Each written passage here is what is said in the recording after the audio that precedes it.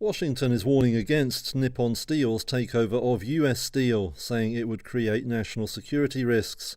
That's according to a letter sent to the companies and seen by Reuters.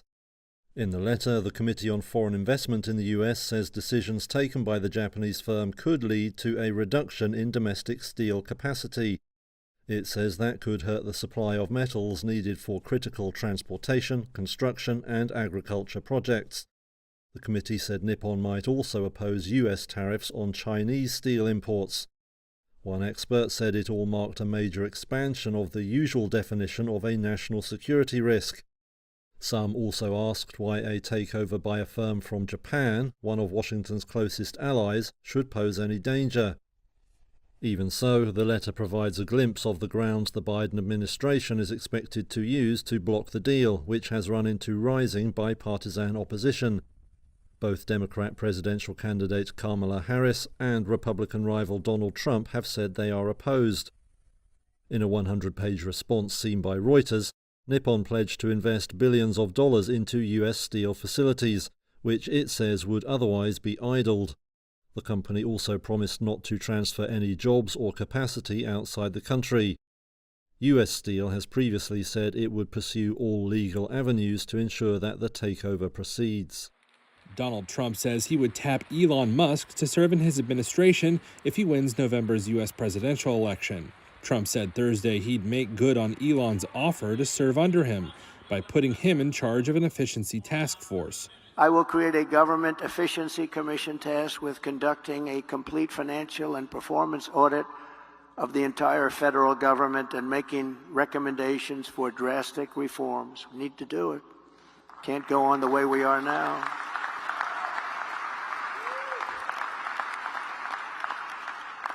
And Elon, because he's not very busy, has agreed to head that task force. Be interesting. It was part of a wide-ranging speech where Trump laid out his economic vision. He also pledged to slash corporate tax rates for companies that manufacture domestically, establish low tax zones on federal lands to encourage construction companies to build new homes, and start a sovereign wealth fund. He says the commission would work to eliminate fraud and improper payments within 6 months, but did not provide details on how it would operate. Musk has already responded to Trump, saying on X that he's eager to serve America if given the chance, and that, quote, no pay, no title, no recognition is needed. The Tesla CEO mentioned in an August 19th podcast that he had discussed the commission with Trump and was interested in joining it. Sources told Reuters Trump has been discussing the Efficiency Commission idea with aides for weeks. American politicians have called for similar entities before. Republican President Ronald Reagan established the Grace Commission during his presidency. But Trump's proposal has already drawn fire from Everett Kelly, president of the American Federation of Government Employees, a union that represents 750,000 federal workers. He accuses Trump and Musk of wanting to gut the nonpartisan civil service and replace fired workers with allies. France may finally have a new prime minister. French President Emmanuel Macron appointed Michel Barnier, the European Union's former Brexit negotiator, to the role on Thursday, hoping to end the country's political paralysis after an inconclusive snap election in June left his centrist coalition losing dozens of seats and no party winning an absolute majority. A string of potential prime ministers have been considered in recent weeks, but none mustered enough support to guarantee a stable government, which was Macron's key criteria. As the hunt dragged on, public finances deteriorated, and now time is running out to prepare France's 2025 budget. Barnier will quickly face this particular baptism of fire, and if parties in the bitterly divided parliament are not satisfied with the budget, a vote of no confidence could be triggered. At 73, Barnier will be the oldest prime minister in France's modern political history, taking over from Gabriel Attal, who was the youngest. A staunch pro-European and a moderate career politician, he first became a lawmaker aged 27. Barnier held roles in several French governments, including foreign minister and agricultural minister, but is best known abroad for having led the EU's talks with Britain over its exit from the bloc from 2016 to 2021. Leaders of the far-right National Rally, Parliament's biggest single party, signalled on Thursday that the party would not immediately block Barnier, but could do so later if their demands were not met. The left-wing alliance that won June's election accused Macron of ignoring the snap election result by picking a conservative.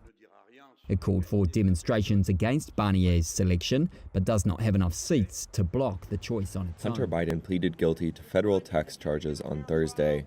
It's a surprise move by the son of President Joe Biden that avoids a potentially embarrassing trial weeks before the U.S. presidential election in November. Biden had been set to stand trial in a Los Angeles federal courthouse on criminal charges of failing to pay $1.4 million in taxes while spending lavishly on drugs, sex workers, and luxury items. Instead, he pleaded guilty to all 9 counts he faced. He now faces up to 17 years in prison and up to $450,000 in penalties.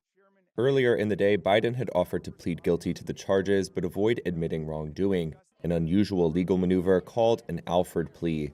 Prosecutors opposed that move. After a break, Biden's lawyer Abe Lowell told the judge that he would plead guilty, despite having no prior agreement with prosecutors that would ease his sentence. In a statement after the hearing, Biden said he pleaded guilty to spare his family from having to sit through a trial that would have aired messy details from a period in his life where he was suffering from drug addiction. He also said that he had paid back his taxes. Lowell told reporters afterward that Biden might appeal his sentence. Biden is currently appealing a guilty verdict in a separate case in Delaware for illegally buying a gun while using drugs. That conviction means he could face a stiffer sentence for the tax case if convicted, because he would be a repeat offender. The White House has said President Biden has ruled out pardoning his son.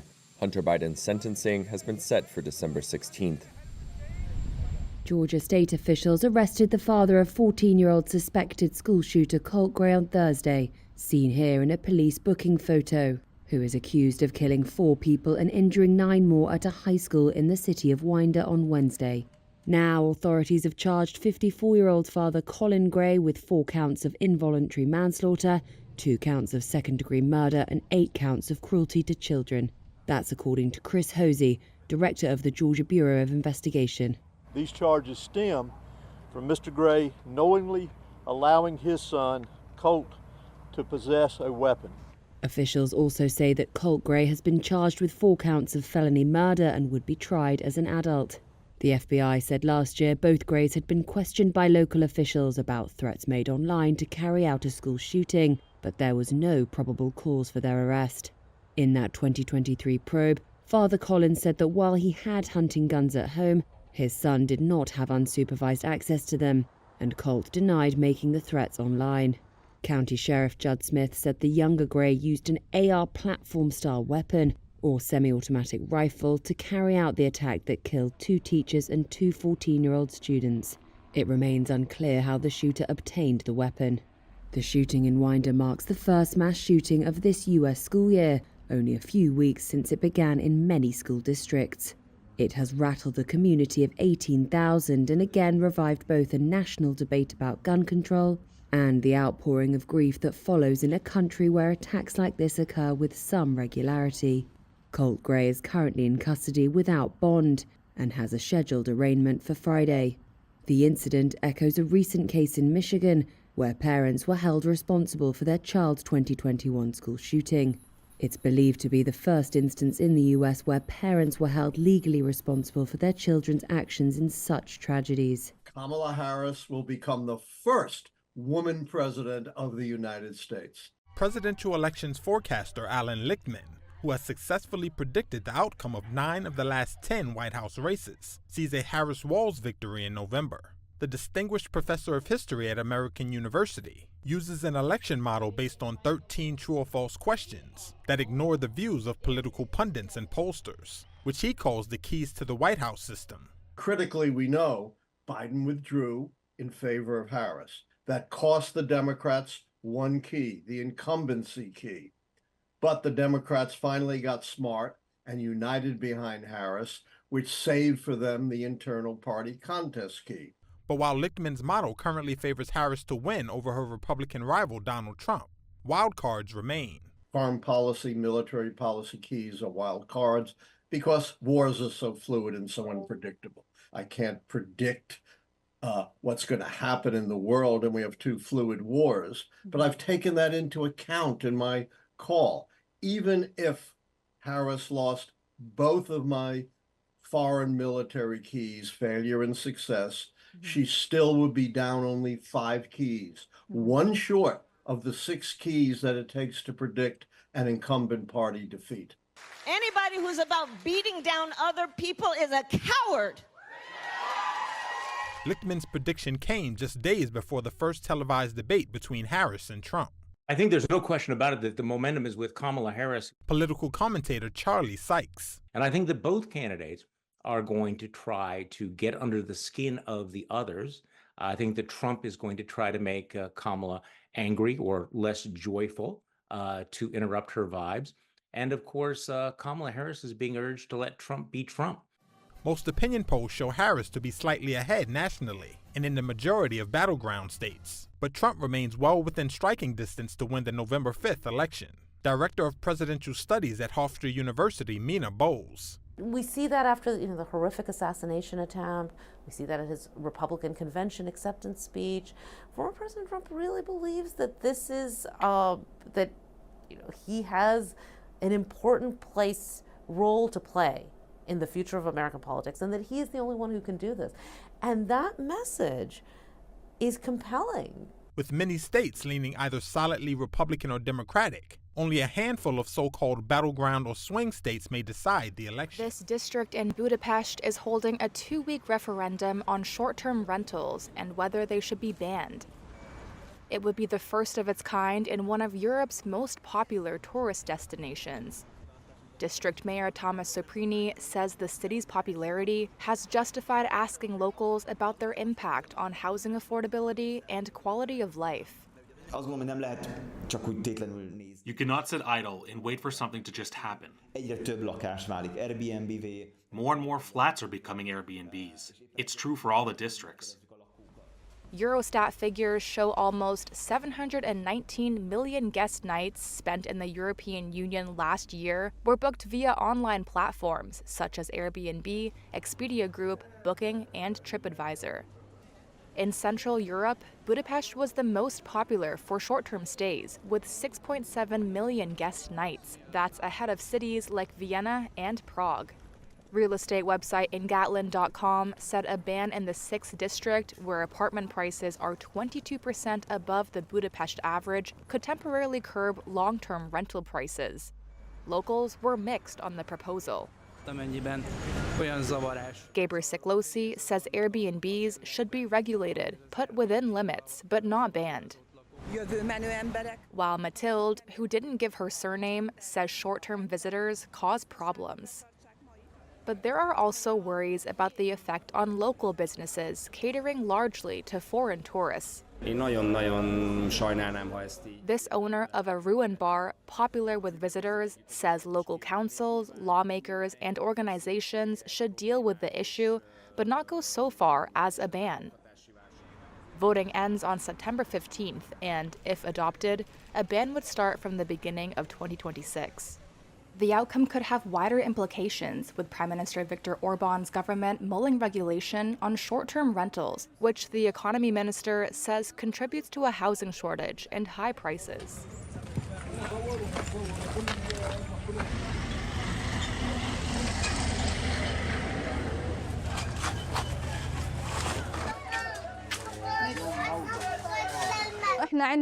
We have the determination and a dream to continue the educational process for kindergarten and school children.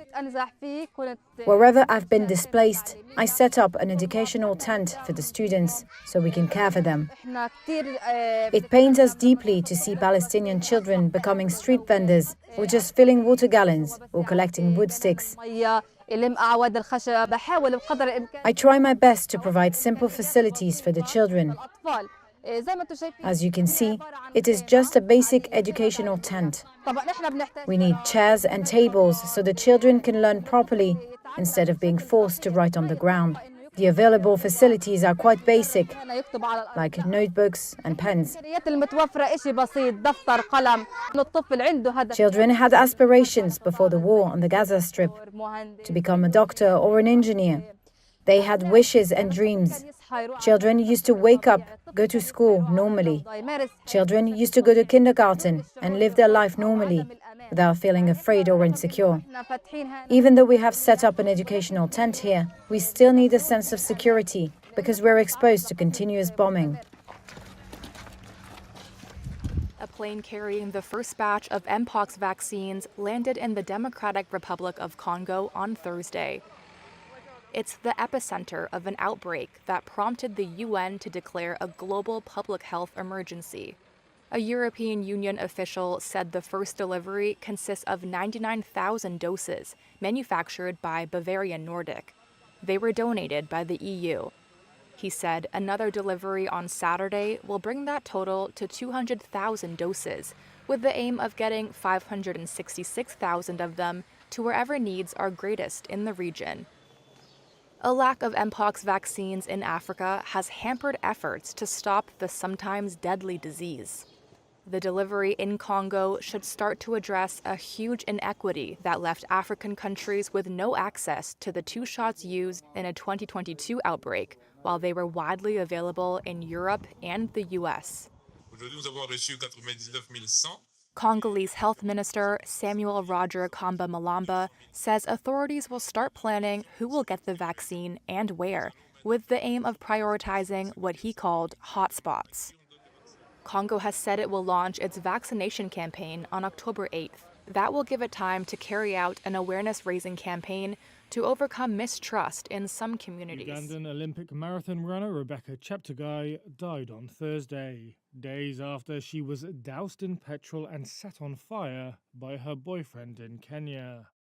It is just the latest attack on female athletes in the country. Cheptegei is the third prominent sportswoman to be killed in Kenya since October 2021. Outside hospital in the Kenyan Rift Valley city of Eldoret, her heartbroken mother, Agnes Ndiema Cheptegei, paid tribute to her daughter. She was a good child, very polite, and she didn't have a lot of issues. I just don't know. Consultant Dr. Mbugiwa Kamani said the hospital had done all that we could for her.